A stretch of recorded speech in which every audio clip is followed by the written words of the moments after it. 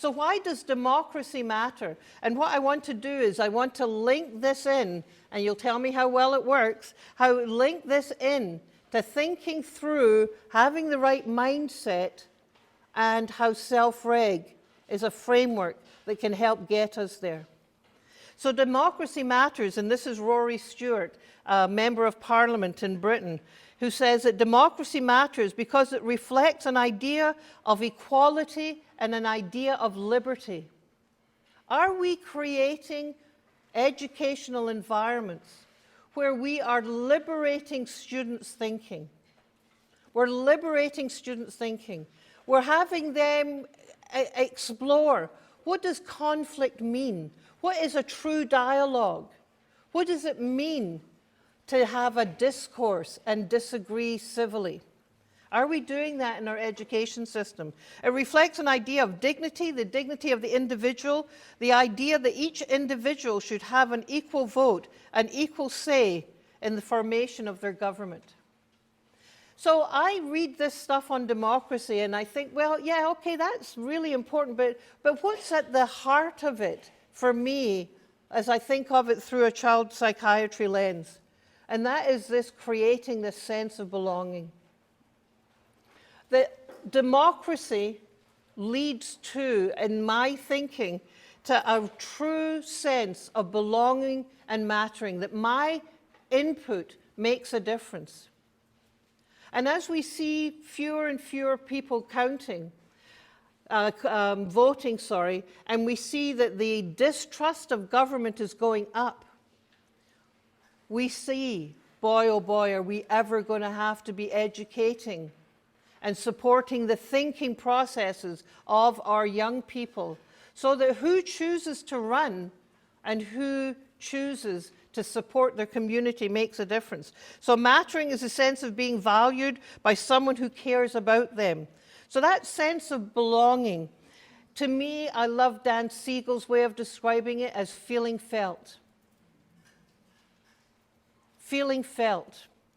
So emotions and learning are driving our attention, and learning how we feel influences our ability. And if teachers aren't aware of that, they may not be creating the best environments for learning to occur in the classroom. How many of you in your teacher education had a course on how the emotions run learning? Hands up, how many? You did. I want to go to your college. Oh, I came and talked. Oh, okay. Oh, I came and spoke. That's too funny. That's wonderful. Wow. Thank you for that. So emotions and learning go together. But you know, even more importantly, emotions and learning go together because our body is the driver. So I just wanted to show that I've read some of the polyvagal theory book. That's all I want to say. I've read some of the polyvagal book. Not true. Not true. What Stephen Porges and Deb Dana speak so beautifully about, and if you want, the Pied Piper of the polyvagal theory is a woman called Deb Dana, or Dana, D-A-N-A. And she's wonderful. You can Google her. But what she really talks about is calm, alert, and learning is up at the top part of the brain. That's when your blue brain is fully operational and on. That's when you can learn. But if at the next level you've got that sense of danger, you're in a defensive strategy. There's a hierarchy. We want to be up here in the blue brain. But when we've got this sense of danger from the environment or from within, then we're in the red brain. We're in the sympathetic system where we've got our adrenaline and cortisol, I'll show you. And then there are times, and I see this all the time as a child psychiatrist, there are times when we are in this red area. We're in this area where we are freezing. We are just dissociating, as I've seen many, many times, even in little ones. So, if our emotions affect our learning, then we need to be thinking about the ways, how can we make sure that learning is happening up here in this ventral vagal or in our blue brain? So along comes anxiety. And we ask, well, what is anxiety? And we hear from all of the scholars who look at this that anxiety is something that we need to get us going, to have us accomplish tasks, that we have to stop having anxiety get a bad name. That we need it to motivate us to prepare talks for self-regulation conferences, especially when the stuff needs to be in days ahead and you usually are working to the last minute on it. People know what I'm talking about out there. So, you know, you're supposed to be anxious on a first date. You're supposed to be anxious when you're preparing for an exam. And by anxious, I mean that the stress system, which I'm going to talk to you about, is turned on. That is, your adrenaline is going, your cortisol is going, your pupils are larger, the muscle are getting differential blood supply. Performing at a concert. You know, we heard recently a wonderful pianist, Valerie Tryon, playing. And she had broken her wrist at 82. And here she was practicing and playing for us at this concert. I asked her, well, were you nervous about this? And she said, I was absolutely terrified. Because here she's been playing since she was 9 years of age.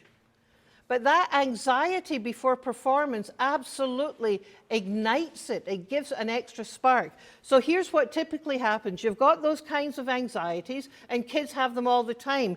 In comes this feeling, the feeling that comes from your body being turned on. Your heart rate, blood pressure, all of these things are getting turned on. But it's transient. It goes away.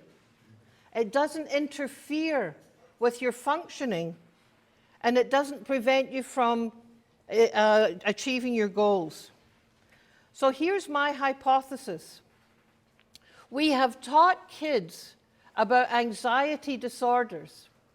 You know, we've taught them about anxiety, and we've somehow, in teaching them about it, pathologized it. So normal, right? Do you see what I mean? Normal, typical feelings that are good for us are being misread by our kids. And they say, I'm anxious, it's a thing, I have a disorder. And we haven't spent nearly enough time building up their abilities to deal with it, to be able to meditate, to be able to, I'm really stressed about this exam coming up, I'm going for a run. All of the things that we learn in self-reg are successful strategies. So anxiety is this general feeling of apprehension.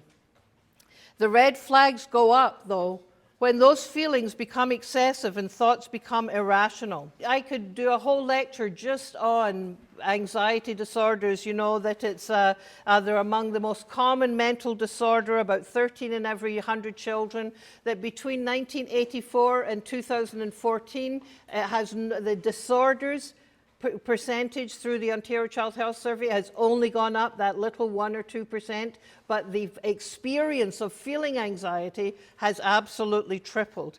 So what is it that's happening when we're anxious?